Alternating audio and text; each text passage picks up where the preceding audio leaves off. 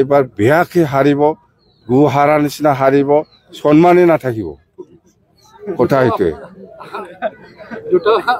দুটাও হাৰিব। সাংগ্ৰাঙে এনেকুৱা যোগদান নকৰে, মোৰ লগত এনেকুৱা ডাইৰেক্ট হোৱা নাই, কিন্তু আমাৰ দলৰ নেতাসকলৰ লগত যোগাযোগত আছে, সি আমাক সাপোर्ट কৰিব। सांग्रां ब्रह्म बिथाङा मानि थाखाय खाम्फा बरगयारिखौ हेफाजाब होनाय नङा आरो मानि थाखाय बिपिएफ हान्जाखौ सापर्ट खालामनायनि इंगितखौ बिथाङा होदों। मानो होनोबा खाम्फा बरगयारि बिथांनि जिनेखि सम जिनेखि खुंलांनाय सम बे खुंलांनाय समाव जोङो जथेस्थ हेरेसमेन्ट मोननाय सुबुं जोङो बेखौ दाबो बावनो हायाखै आरो थांनाय समाव जिनेखि फेरेंगा रनजित बसुमतारी बिथांनि खोथा बिथाङा नैबे 5 बोसोराव बिथाङाबो नैबे समस्थियाव खोब गाज्रि मोनसे गोहोम खोख्लैनानै गालांबाय। गावनि फिसाजोखौ साख्रि होलांबाय, गावनि पिएनि बिसिखौ होलांबाय, गावनि पिएनि फंबायनो साख्रि होलांबाय, गावनि पिएनो साख्रि होलांबाय। दा बेफोरबायदि जिनेखि रायजोजों सोमोन्दो गैयै जिनेखि गावनिल' साननाय, गावनिल' उदैखौ साननाय, गावनि उदैखौल' साननाय जिनेखि खामानि बेफोर खामानिनि हेंथायै जों गसंथादोंमोन आरो दिनै गसंथागोन आरो गाबोनबो जों गसंथानानै थागोन। जिहेतु नोंथां गुबुन गुबुन दिनफोरनि बायदि दिनैबो नोंथांमोननि थाखाय मोनसे भिडिअ लाबोदों। आसा खालामो नोंथांमोना भिडिअखौ जोबजासिम नायलांगोन आरो भिडिअखौ नायनानै मोजां मोनदोंबा लाइक खालामदो, शेयार खालामदो आरो कमेन्ट खालामनो दाबावथार आरो बेजों लोगोसे चेनेलखौ जुदि मोजां मोनदोंब्ला साबस्क्राइब खालामनानै लाबानो जाबाय। उननि भिडिअआ जाहाथे नोंथांनिसिम गोरलै सौहैनाय बायदि। दा बाथ्रायाथ' गुबुन गैया, इलेक्सनाथ' फैथारगौ। दा बे हिसाबै मोनसेल' बाथ्राखौ लानानै आङो एसे सावरायनो गोसो जादों। बाथ्राया जाहैबाय 14 नं चिरां दुवार समष्टि बेनो माने एसे सावरायजासिननाय जानानै दं नैबे समाव। मानोना बे समष्टियाव नोंथांमोन बयबो मिथिखाबाय मेनलि हाग्रामा महिलारि सार आरो ओरैहाय खाम्फा बरगयारि सार बिथांमोन सानैजों ओरैबायदि बाहाय बादाबादि जागासिनो दं। दा बिनि अनगायैबो उदां बिजाथि महरै डक्टर सांग्रां ब्रह्म बिथाङाबो होदोंमोन, नाथाय बिथांनिखौ रेजेक्ट खालामनाय जाबाय। दा बेफोरो मारै जाखो मारै जादिया नोंसोरो ससियेल मिडियानि गेजेरजों नुखाबाय। बिथाङा दा माने रेजेक्ट खालामजाबाय। दा बे हिसाबै चिरां 14 नं चिरां दुवार समष्टिया माने एसे सावरायनो गोनां जानानै फैबाय आरो। दा बेवहाय सांग्रां ब्रह्म बिथाङा जिहेतु रेजेक्ट खालामजाबाय नमिनेशन फाइला। दा बे हिसाबै बिथाङा दा सोरखौ मदद खालामगोन बेखौनो बयबो सिन्था खालामलायगासिनो दं, बयबो सानगासिनो दं आरो बयबो रायलायगासिनो दं। दा बिनि गेजेरावनो माखासे बाथ्राफोर ओंखारदों जे बारग' बिटिसिनि चिफ हाग्रामा महिलारि सारा माखासे खोथा बुंदों जे सांग्रां ब्रह्म बिथाङा जिहेतु बिपिएफ हान्जानि लिडारफोरजों रायलायदों, बिथाङा थोंजोङै जइन जायाब्लाबो माने बिपिएफ हान्जाखौ सापर्ट खालामनायनि खोथाखौ बुंदों होननानै बिथाङा माने खौरांगिरिफोरनि सिगाङाव फोरमायदों। आरो बियो हयथ' थारैनो जागोन बायदि आं मोनदों। मानोना बे साननैसोआव सांग्रां ब्रह्म बिथाङाबो प्रेस मिट खालामनानै गोबां खोथा बुंगासिनो दं जे मानि थाखाय खाम्फा बरगयारिखौ हेफाजाब होनो हाया आरो मानि थाखाय फेरेंगा बसुमतारी बिथांमोन बादिखौ माने 14 नं चिरां दुवारनिफ्राय रिजेक्ट खालामनाय जाखो। बेफोरखौ माखासे दुखु मोननाय सांग्रां ब्रह्म बिथाङा फोरमायदों गावनि खुगाजोंनो। दा बाथ्राया जाहैबाय जिहेतु खाम्फा बरगयारि बिथाङा 14 नं चिरां दुवाराव ओरैनोबाबो हाग्रामा महिलारि सारजों माने जेनखानाय समष्टि माने जेनखागोनखा। दा बे हिसाबै आरोबाव जुदि सांग्रां ब्रह्म बिथाङा हाग्रामा महिलारि सारखौ एबा बिपिएफ हान्जाखौ सापर्ट होयोब्ला खमैबो 10 निफ्राय 15,000 भटआव खाम्फा बरगयारिया हाग्रामा महिलारि सारजों जेनगोन होननानै हाग्रामा महिलारि सारा डिमान्ड खालामदों एबा बुंदों खौरांगिरिफोरनि सिगाङाव। नोंथांमोना भिडिअखौ एसे नाय। खाम्फा মানে মই আসলতে মই খাম্পা আৰু চন্দনৰ কথা মই কৈ আছো, ইহঁতে ইলেকশ্যনে খেলিবই নালাগিছিল।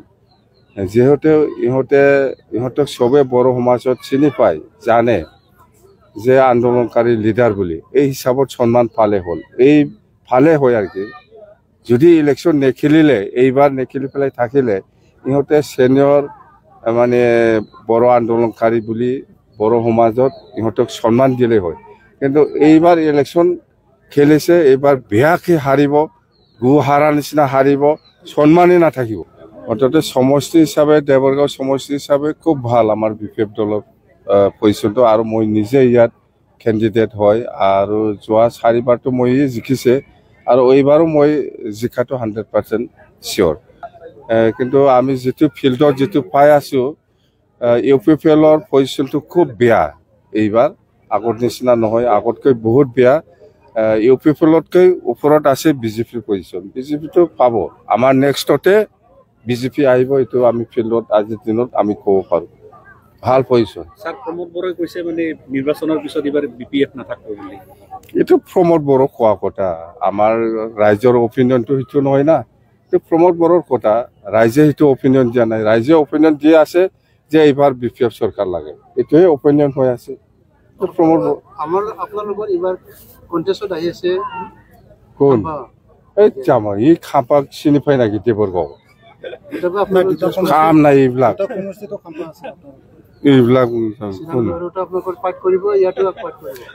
খাম্পা মানে মই আচলতে মই খাম্পা আৰু চন্দনৰ কথা মই কৈ আছো ইহঁতে ইলেকশ্যনে খেলিবই নালাগিছিল যেহেতু ইহঁতক চবে বড়ো সমাজত চিনি পায় জানে যে আন্দোলনকাৰী লিডাৰ বুলি এই হিচাপত সন্মান পালে হ'ল এই ভালে হয় আৰু কি যদি ইলেকশ্যন নেখেলিলে এইবাৰ নেখেলি পেলাই থাকিলে ইহঁতে সিনিয়ৰ মানে বড়ো আন্দোলনকাৰী বুলি বড়ো সমাজত ইহঁতক সন্মান দিলে হয় কিন্তু এইবাৰ ইলেকশ্যন খেলিছে এইবাৰ বেয়াকে হাৰিব গু হাৰা নিচিনা হাৰিব সন্মানেই নাথাকিব কথা সেইটোৱে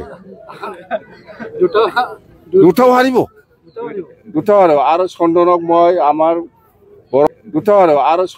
মই আমাৰ বড়ো ভাষাত আছে একটা বড়ো হাৰিমু আফাদ একটা আছে আমাৰ বিটিচিত বা হয় বিটিচিত বড়ো হাৰিমু আফাদ একটা আছে ইয়াৰে প্ৰেসিডেন্ট দিব মই এইবাৰ চন্দনক সরকার অহাৰ পিছত তাৰমানে কালচাৰ ডিপাৰ্টমেন্ট ভাল সিঙ্গার গায়ক ভাল বড়ো হাৰিমু আফাদৰ প্ৰেসিডেন্ট দিম এইবাৰ চন্দনক খাম্পাটো কাম নাই কাম নাই কাম্পাটো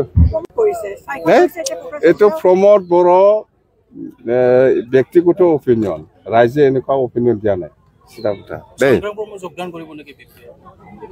সাংগ্ৰাঙে এনেকুৱা যোগদান নকৰে মোৰ লগত এনেকুৱা ডাইৰেক্ট হোৱা নাই কিন্তু আমাৰ দলৰ নেতাসকলৰ লগত যোগাযোগত আছে সি আমাক সাপোর্ট কৰিব কুমুদ উইথড্ৰ কৰিছে ভাল আৰু টিকেটটো হিয়ে পাব লাগিছিল কিন্তু বহুত আমাৰ কিবা চলি আছে যেন হওক এইবাৰ চান্স পোৱা নাই নেক্সটত আমি চাম আৰু কুমুদক আমি কিবা একটা উপায় কৰি দিম जोङो दाबो थांखि लाथ'वाखै जोङो सावरायलायबाय थादों नाथाय मोनसे खोथाखौ जोङो बुंबाय थादों सिगांनिफ्रायनो बुंदों दाबो बुंगोन आरो फैबाय थानाय समावबो बुंगोन मानो होनोबा खाम्फा बरगयारी बिथांनि जिनेखि सम जिनेखि खुंलांनाय सम बे खुंलांनाय समाव जोङो जथेस्थ हेरेसमेन्ट मोननाय सुबुं जोङो बेखौ दाबो बावनो हायाखै आरो थांनाय समाव जिनेखि फेरेंगा रनजित बसुमतारी बिथांनि खोथा बिथाङा नैबे 5 बोसोराव बिथाङाबो नैबे समस्थियाव खोब गाज्रि मोनसे गोहोम खोख्लैनानै गालांबाय गावनि फिसाजोखौ साख्रि होलांबाय